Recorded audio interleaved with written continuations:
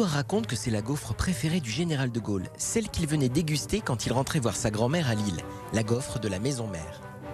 Aujourd'hui, nous allons percer les secrets de fabrication de ce petit bijou et vous découvrirez aussi que la maison mère propose d'autres surprises pour les gourmands.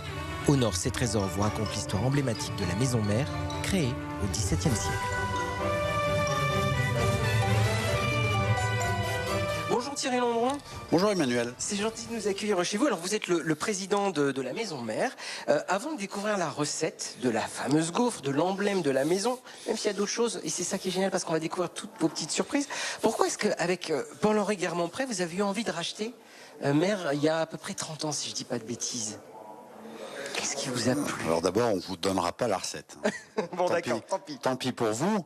Alors Mère, vous savez, c'est du domaine de l'institutionnel. Moi, j'ai toujours adoré la pâtisserie, l'univers de la pâtisserie. Et c'est tellement dans l'ADN de marque de la France. Pour avoir voyagé à peu près partout dans le monde, c'est vrai que souvent on évoquait la pâtisserie, la cuisine française, le luxe à la française, et c'est vrai que voilà, il y avait une certaine normalité, en ce qui me concerne en tout cas, à m'investir dans cet univers qui est un univers qui rassure. C'est un univers en plus joyeux, festif, où c'est des lieux de vie où les gens partagent, voilà, autour d'une bonne pâtisserie, d'un bon chocolat chaud, voilà, encore une fois, dans des univers qui sont quand même très classieux, et ici à Lille qui sont historiques. Voilà, et très ancré dans la culture, voilà, des familles du Nord et de Lille. Et quant à mon partenaire, qui lui est lillois d'origine, il est né à Lille, sa famille est de Lille. Lui, il fréquentait bien sûr la maison, et pour lui c'était un lieu aussi incontournable, historique à la ville, avec notamment sa spécialité de gaufre à la vanille, vous le disiez, et donc voilà, ça rappelle des souvenirs d'enfance. Oui, la gaufre, c'est votre emblème, mais c'est un peu un doudou en fait. Quand on la mange, on découvre sa saveur, c'est ça. Oui, il y a effectivement, encore une fois, c'est chaleureux, c'est gourmand, c'est gourmet, et on vient ici, voilà, pour voyager finalement. Il y a des saveurs, des odeurs, des éléments de décor qui sont juste incroyables, d'une qualité vraiment, d'une très belle qualité, et voilà, avec une très belle histoire, on l'a dit. Je vous rappellerai pas l'histoire du général, mais on a eu Napoléon Ier, on a eu Marguerite Yourcenar, on a Amélie Nothomb, on a Alain Souchon. Enfin bref, c'est encore une fois un lieu de vie où les gens viennent pour se poser et passer un bon moment. Voilà. Et donc la gaufre, je vais pouvoir découvrir et descendre dans le sein des saints, le fameux lieu secret, mais j'ai quand même une question parce que votre gaufre, elle s'adapte aussi un peu à tout, il y a différents parfums, mais elle célèbre aussi les moments. Il y avait eu un packaging spécial lors du Tour de France, lors des Jeux Olympiques. Ça aussi, c'est pour dire que même si elle est iconique, elle s'adapte aux époques et elle s'adapte au temps et à ce qui se passe autour d'elle. Oui, alors la gaufre, elle est intemporelle, peut-être éternelle d'ailleurs. Mais c'est vrai qu'on a aussi beaucoup de bonheur à nous associer aux grands événements de Lille. À Lille 2004, entre autres. En 2004, nous avions fait pour la première fois une boîte dédiée. Je me souviens de ces jolies couleurs. Et donc c'est vrai qu'on colle à l'actualité. C'est aussi du commerce, Mère. Et donc, bien sûr qu'on doit aussi être très actuel dans tout ce qu'on fait. Et je peux vous dire que tous les jours, on se repose les mêmes bonnes questions, de la préparation des fêtes, fête de Noël, Pâques, fête des mères, fête des pères, fête du printemps. Voilà, donc c'est aussi une activité riche aussi en événements. Il y a les anniversaires, il y a les mariages, les communions, voilà. Et donc c'est vrai que c'est du quotidien, c'est du domaine de l'artisanat, mais c'est ce qui fait aussi la richesse de notre métier. Je vais descendre, mais j'ai juste une dernière question parce que vous parlez, il faut se renouveler sans arrêt. Ça veut dire que Mère aussi est connue dans le monde et prochainement le Japon va recevoir la gaufre mère, c'est ça? Vous allez un peu vous installer là-bas? On dit ça comme ça? Oui, tout à fait. Alors, on n'a pas choisi Le plus près. la proximité pour le coup. Et à la fois, on aime la stabilité. Nous, dans le monde de l'entreprise, on aime la stabilité. Et c'est vrai qu'au Japon, ils sont très, très, très friands de la pâtisserie française. Et donc, on a été sollicité par un partenaire japonais qui fait déjà dans la biscuiterie et le chocolat et qui adore notre produit. Donc c'est un produit qu'on va d'ailleurs adapter un peu au goût japonais. D'accord. Parce que par tradition, ils mangent un peu moins sucré. Peut-être qu'ils en mangent aussi un peu moins. Voilà, nous on reste des bouches à sucre, hein, mais ça c'est une particularité du Nord. Donc c'est très enrichissant d'ailleurs de travailler avec des Japonais parce qu'ils ont une culture un peu différente, mais ils ont la culture de l'excellence, du bien faire, de la rigueur dans le travail, et je dois dire qu'on a finalement beaucoup de points en commun.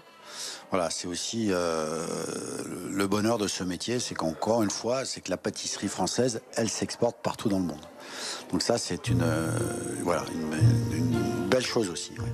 Eh bien, la belle chose, c'est que moi, je descends, c'est par là, hein, Allez. si j'ai bien compris. Alors là, on va descendre dans les entrailles de la maison. D'accord. Là où tout a commencé au XVIIe siècle.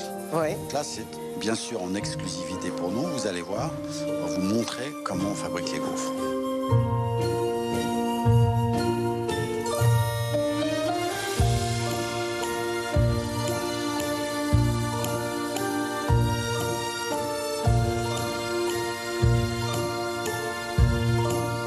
On est peut-être dans le sein des saints, le lieu peut-être secret de la maison mère pour fabriquer les gaufres avec Selam. Bonjour. Bien le bonjour. Edwige, je vous laisse filmer tranquillement ce qui va se passer ici. Racontez-nous un petit peu comment se préparent les gaufres, même si je sais qu'on ne saura pas tout, il y a un peu de secret. Exactement, comme vous l'avez dit, il y a une recette qui est secrète. Mais aujourd'hui, vous allez voir le process qu'on utilise, donc le process artisanal de la maison mère depuis 1789. Ah oui, quand même. Donc, je fais une petite présentation un peu Oui. de ce qui s'y trouve. Alors, mon appareil principal, le gaufrier. Donc, on est sur un gaufrier en fonte, on cuit entre 230 et 250 degrés. C'est un gaufrier d'origine? Alors non, forcément, on a dû les réadapter. Avant, vous savez, c'était au gaz. Et maintenant, on est passé à l'électricité pour des normes de sécurité. Mais sinon, par contre, on est sur les mêmes empreintes. Et vraiment, l'innovation de Monsieur Merthe à l'époque, c'est vraiment le fait d'avoir estampillé ses gaufres, d'avoir rajouté sa marque en 1789. Et sa deuxième innovation, c'est la fameuse fourrure à la vanille de Madagascar. Alors tout d'abord, ma pâte. À savoir que notre pâte est toujours travaillée la veille. En fait, on va lui faire ce qu'on appelle une pousse lente. Donc en chambre froide positive, elle va pousser toute la nuit. C'est ce qui fait qu'elle a autant de saveur. Et du coup, on va venir l'étirer comme ceci. Et je vais venir la déposer en cherchant la longueur de la marque. Vous allez entendre le grésillement. Et attention, vous allez avoir le chant de la gaufre.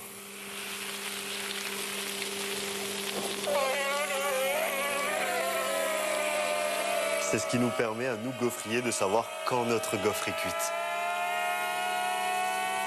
Attention, ça peut aller très très vite.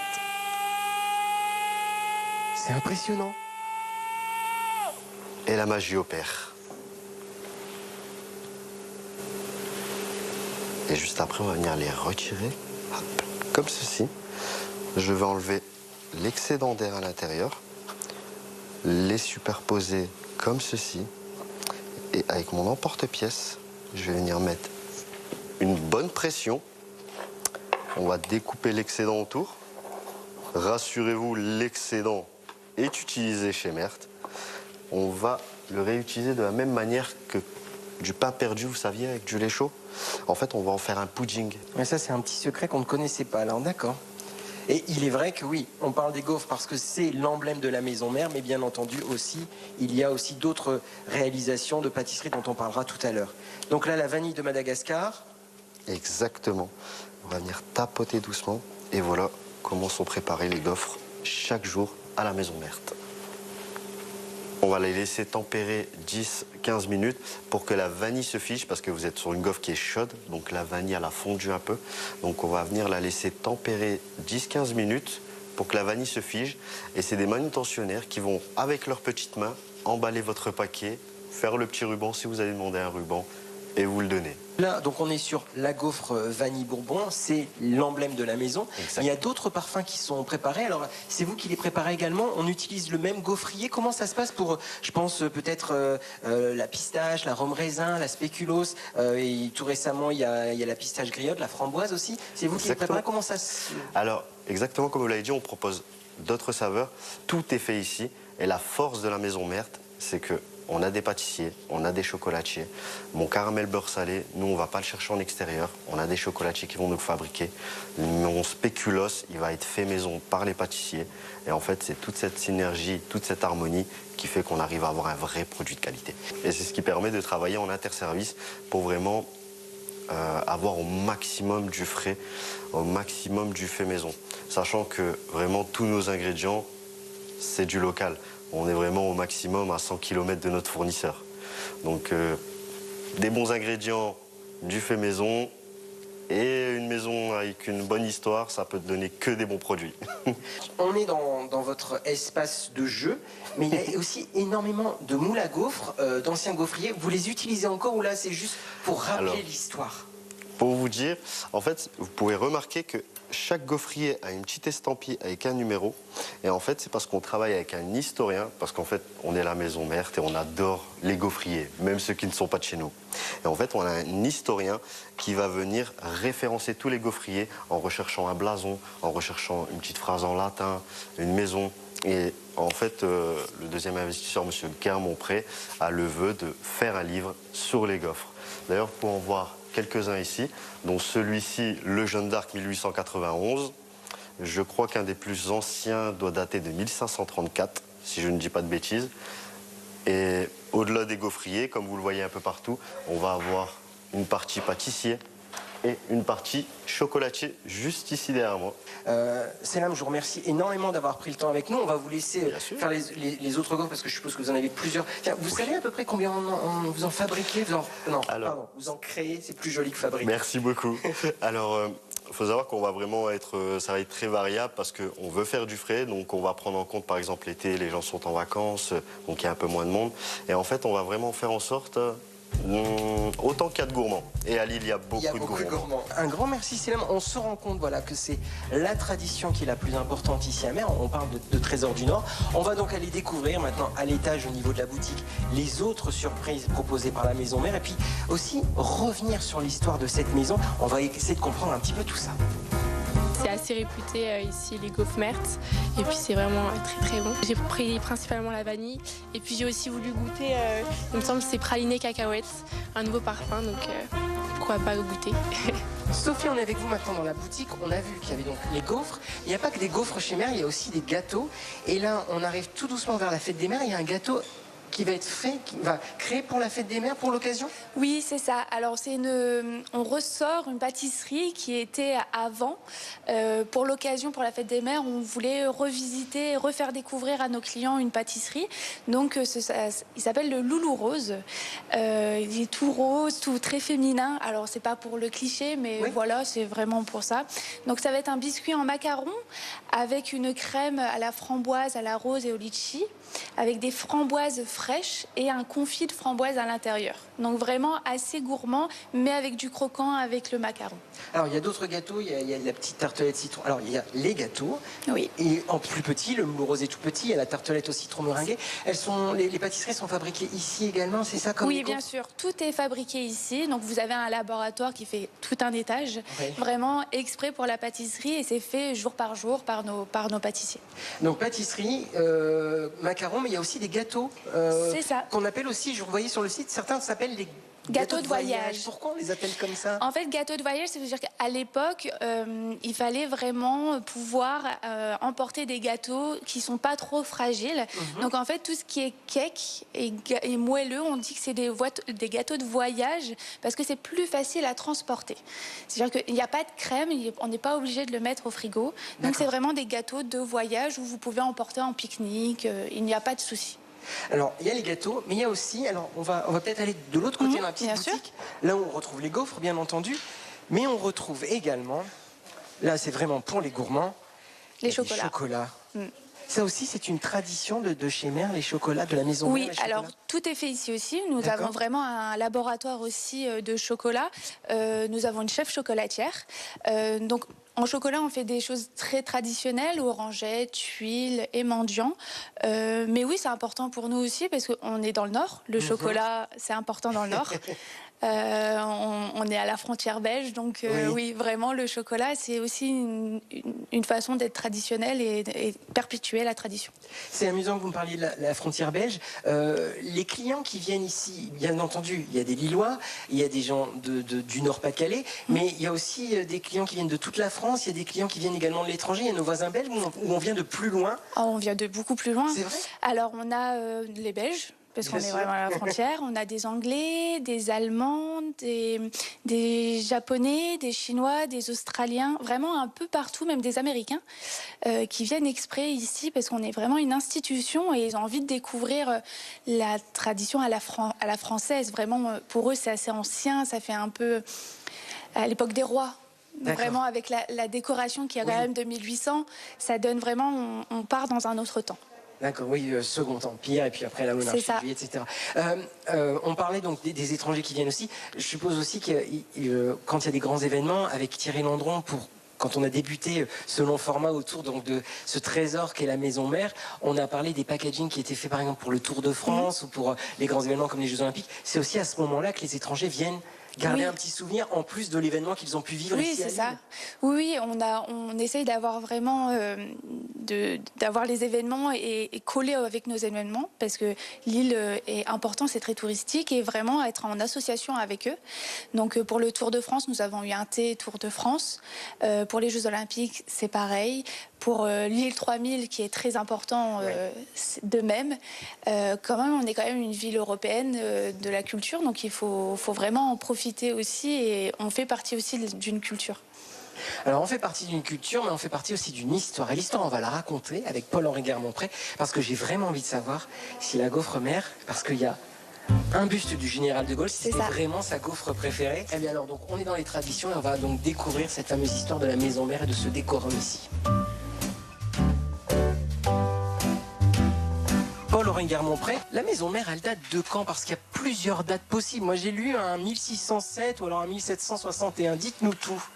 Alors, la maison démarre en 1607, mais pas ici. De l'autre côté de la rue, ce sont des apothicaires et confiseurs. Presque tous les confiseurs étaient apothicaires et les apothicaires confiseurs. Et en 1677, les confiseurs s'associent à un dénommé Delecourt, qui est à la fois banquier, sucrier, et qui va, à l'époque, louer tous ces bâtiments qui vont jusqu'à la rue de Pas.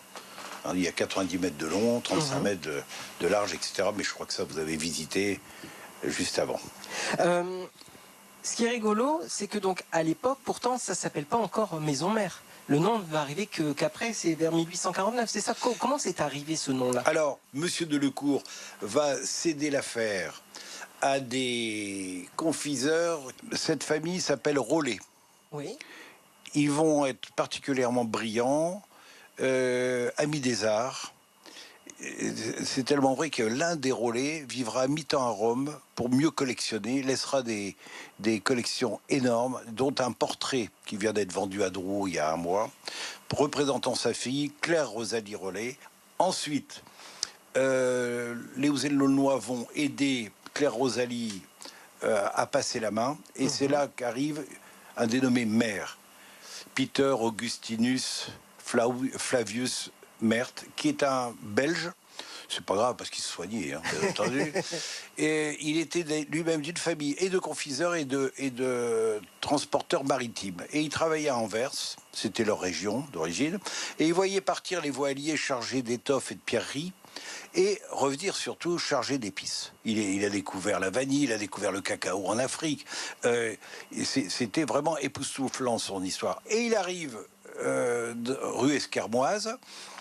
Avec ses connaissances, la gaufre existe déjà chez Mère, dans la maison, pardon, depuis toujours, mais il va la sublimer. Et fort de ses connaissances, etc. Et donc, cette recette, après, sera inchangée.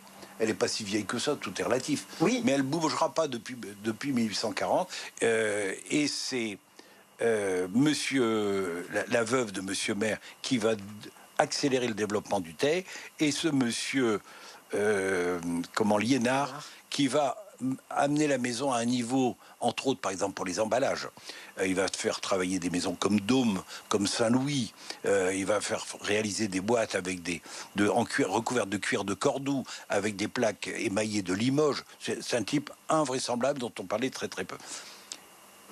Ils vont passer la main à une famille de pharmaciens, une famille très intéressante, qui pendant un siècle vont porter l'oriflamme haut et fort de la maison. C'est une famille Cardon. Et cette famille Cardon passera la main il y a maintenant à peu près 35 ans. Auprès de vous, donc... Et Thierry Landron. Vous avez parlé du thé, c'est vrai qu'il y a le salon de thé ici qui s'appelle le Family Thé, mais lui, le salon de thé, sa création, c'est 1909, avec aussi cette magnifique verrière. Et là, c'est le salon qui est ouvert à tout moment de l'année, en fait. On peut donc profiter aussi de cette verrière. Ça fait partie des charmes de la maison mère? Je pense que c'est une accumulation de charmes, et vous avez raison de mettre le doigt sur celle-là. Alors, cette maison, et beaucoup d'artistes ont travaillé, et on travaille encore avec des artistes illustrateurs, et là, beaucoup d'architectes formidables ont travaillé ici.